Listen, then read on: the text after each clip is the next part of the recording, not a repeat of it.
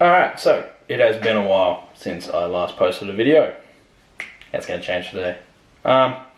So, what's going on with my cut and my competition, or what I should be saying, what's not going on with my cut and my competition, is the competition got moved to September, so I'm not doing it anymore because I don't want to do it then. And yeah, well, I've ended the cut because after 10 weeks and no reason to get any leaner than I did and lose more weight and suffer more than I did. I'm planning on this year trying to get as big as possible. So what I'm going to do, I'm going to finish off this protocol and I'm going to come off and then get back into a bulk for 16 weeks and then cut for 8 weeks. Not like a super competition cut, but like a lose 5 kilos, 6 kilos, and then go back into a 16-week bulk, and then do another cut like that one, and then do a 16-week bulk again, so that I'm not like plateauing or anything. So I can try to just keep on going. Or if I don't do that, I might just bulk all the way through this year, but I'm not sure. I need to figure out what I'm doing. Anyway, getting on to the real meat and potatoes of this video. So, 5 things that helped me to lose weight and get a real nice six-pack going, veins and everything, and how to keep that. So, number 1 is, obviously, lower calorie dense foods. So, what I mean by low calorie dense foods is foods like a salad. You can eat a giant bowl of salad, like gigantic bowl of salad, and you'll feel full after it, but it's got like 100 calories in it. It's got fuck all in it. So low calorie dense. What else is low calorie dense like that? Potatoes I found were really good. Not so much white rice. White rice was kind of a bit of a waste of time, but I still ate it with most meals. Fruit's pretty good. Certain fruits, vegetables like cucumbers, zucchinis, broccoli, green beans, peas, corn, carrots. I ended up buying heaps of stir-fry mix bags and eating like 3/4 of a bag, which is like a kilo with my meals. So yeah, it's fucking crazy. Tip number 2 is upping your activity level. So, as well as like doing cardio and whatever, instead of coming home from work or say that you got a day off, rather than sitting around on the couch playing games, watching movies, doing all the rest of that stuff, take the dog for a walk. Go for a walk. Walk around, do something. Just anything that gets you moving will up your calorie intake. Up your calorie deficit, you know what I mean? The more you burn, the more you'll lose. So even if you up your calorie intake by your calorie, why do I keep on saying intake? Calorie deficit, like your calories burned by, let's say 20 calories an hour. You think, fuck, 20 calories, that's nothing. Over the whole day, say it's a 16-hour day. That's 320 calories extra burn that day. That's a lot of calories to burn. That's going to put you way deeper into a deficit. Tip number 3 is don't do too much at once.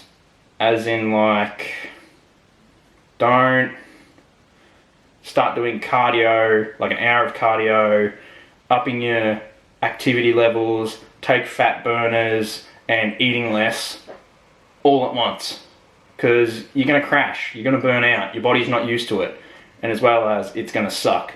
And yeah, for the first week or 2 it's going to be really good, you're going to get a heap of fat loss, and then after 2 weeks your body's going to adapt to what you're eating and what you're doing, and you'll plateau. But since you've already added in an hour of cardio, you've added in more activity level, you've added in your fat burner, and you're eating less, you're going to have to eat even less up your activity even more, do more cardio, and, well, not take more fat burners, but you get what I'm saying. Like, you can't just railroad everything at once, because it will fuck you. So what I did was, first week of the cut, I put in half an hour of cardio. After 2 weeks, chucked in fat burners, up the cardio by 10 minutes. After another 2 weeks, cardio up by 10 minutes, started eating less. Another 2 weeks, and like so on, that sort of stuff. Like, I changed it about every 2 weeks, and I change it between doing more cardio and eating less. So it's not like every week or two I'm eating less and less and less. It'll be like every 2 weeks I'm doing more cardio, and then the next week eating less. Next week more cardio. Next week. So it's not all of a sudden you're eating nothing after 4 weeks. It's over like an 8-week, 10-week span.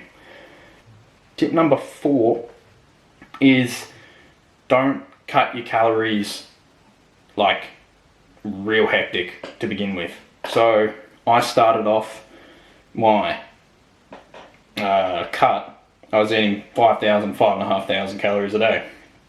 So rather than jumping from 5,000 calories and going on the internet and going, oh, my TDEE calculator says I burn 3,000 calories a day, I need to jump down to 2,800 calories to lose weight. Fuck no, your body's adapted to 5,000 calories. So instead of jumping down to 2,800, you go from 5,000 to even 300 calorie jump is very big.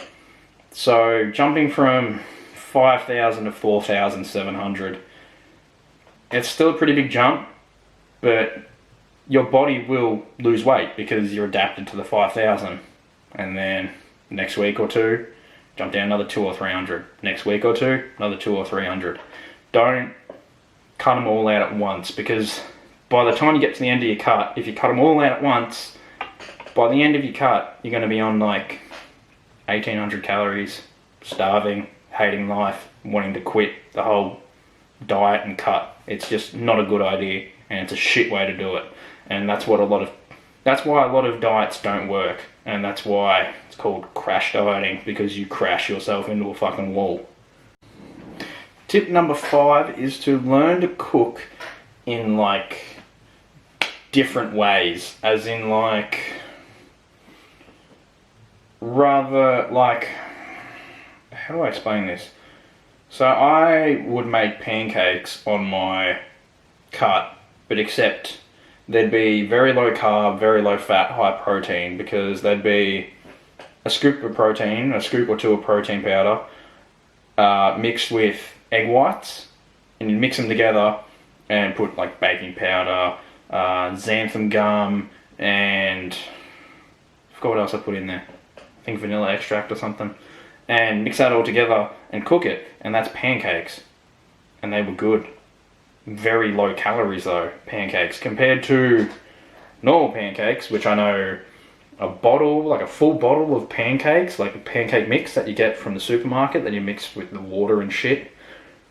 I know they're about 1,400 calories for the whole bottle because I used to eat them. And then for my pancakes, you get pancakes like this big and you get 5 of them, but since they were so big, you'd be fucked, you'd be stuffed. You cannot eat that much food, like your stomach is not that big. So that's what I mean by like learning to cook in different ways, like rather than going to the shops and buying like a pancake premix, make it yourself and find low calorie dense ingredients. Like, I made a pizza, but instead of using a pizza base, I used a really big wrap.